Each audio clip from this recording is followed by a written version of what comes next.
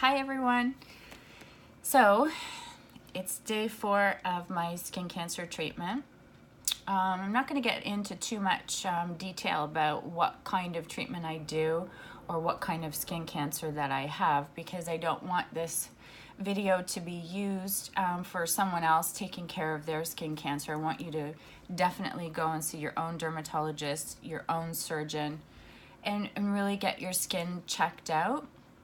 For me, I've got a combination of things happening, and sometimes I think, oh, I should have worn sunscreen a lot more when I was in my 20s or my 30s, but I really didn't have any idea that at 45 I would be diagnosed with a really big tumor right here on my head.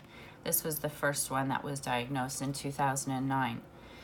So because I'm a redhead, and I have a very unique skin type, I will be doing this treatment most likely for the rest of my life. This is something that the doctors have described to me as a lifestyle. So I need to just take it one day at a time. And today I'm really focusing on the positivity that I'm feeling. I started day 1 a couple of days ago, day 2, day 3 with a horrible migraine. So I felt so bad just lying there, and I'm treating this tumor here, this here, and this one up here. So I'm fully dressed right now. I'm just wearing a tank top because I can't wear anything with straps up here, and you can see that I'm fairly red and inflamed. I'm doing okay here. I'm trying not for it to go into my eye, and I'm going to stumble over my words too.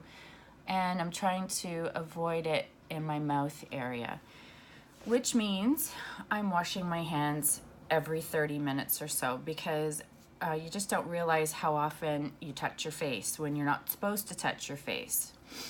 And this feels like ants, fire ants on your face, and it's itchy and uncomfortable, and it's hot and burning. It makes me feel quite sick. It gets into my bloodstream. So on day 4, what I'm grateful for is that I can sit up and I can actually, make this video and say, we can do it. You can do this. You can absolutely do this.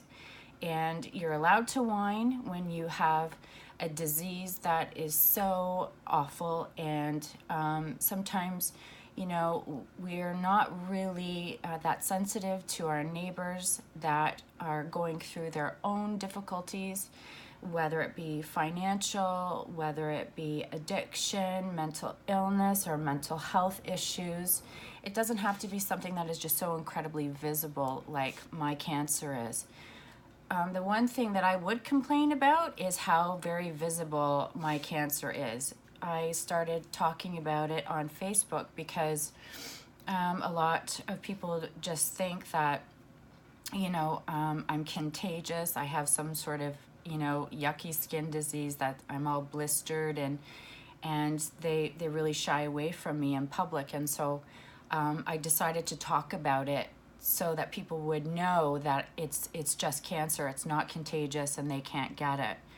But also, the problem with this kind of skin cancer for me personally is that everybody can see when I'm in treatment and how I'm doing or how I'm feeling just by looking at my face. And I think it's incredibly hard for my loved ones to look at my face and see the actual cancer itself. I think that's very, very hard for my loved ones.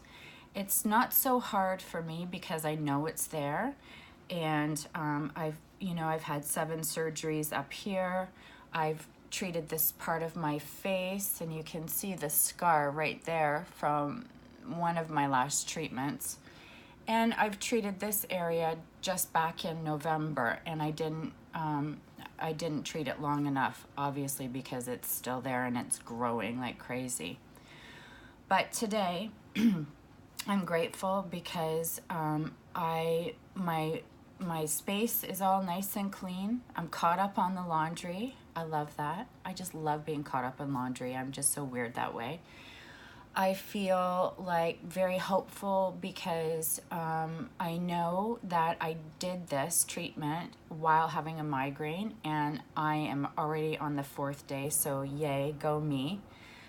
I know that Karis is all figured out. We've got a really good schedule for her where she's, with her dad, and she's off with her grandmother, which I'm so grateful for my mother and for Karis's dad. To both of you, take such good care of me and take such good care of Karis. And, figuring out everything in advance really, really gives me a lot of peace, where I don't have to worry that my daughter is, upset or lonely. And that's really positive. I also wanted to talk about one thing, not specifically just for me, but look at your neighbors and look at your friends. If you have anyone in your life that has, a disease that is scary and life-changing, be there for them. Be the wine person, not the drinking wine person, but the whiny. I'm going to listen to you whine, and I'm not going to judge you, and I'm going to just listen, and I am just going to hold you up when you need to whine and let go. Because it's so important to not feel alone.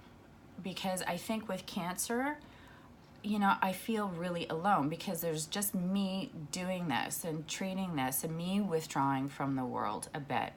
Stuck indoors for the next, 2 weeks and 3 or 4 weeks maybe, just so I don't get an infection on top of like this medicine that's going in and killing all the cancer cells. And I'm also, I don't feel well enough where I can drive. I can't really think properly because it really affects my brain. And with my anxiety, it's just a huge trigger.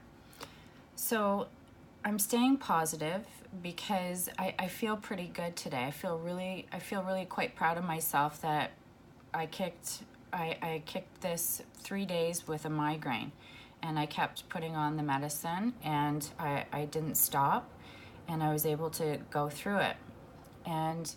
But look at your neighbors, look at your friends and family, and be that person that they can whine to.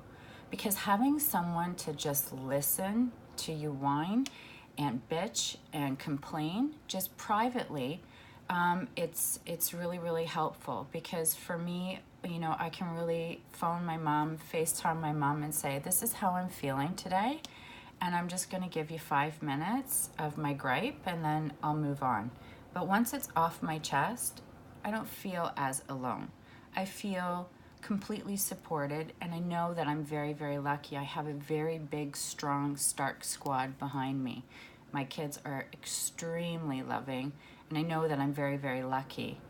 But it's so hard for them to see, a big, strong mummy fighting for her words and being kind of goofy and, just physically ill and emotionally just not really there for them. So I'll leave this long-winded, unedited version of day 4. I don't know how many more videos I'll be able to make, but I'm really feeling positive. And, I know that anyone else suffering, reach out to me. Tell me what you do to make yourself feel better, because having any kind of disease or, any other issues that plague us every single day, like, how do you remain positive? I'm looking forward to my bubble bath when I can take all of this off my face and off my shoulder and off the top of my head. I just cannot wait for that part of my day. And also maybe doing some stretches. Today I'm going to get on my yoga mat, and I'm going to do all of these stretches so I don't feel like I've just been sitting around doing nothing. And I'm going to keep it up as much as I can while I'm sick. And I have a low-grade headache, but I think that I can do a few movements.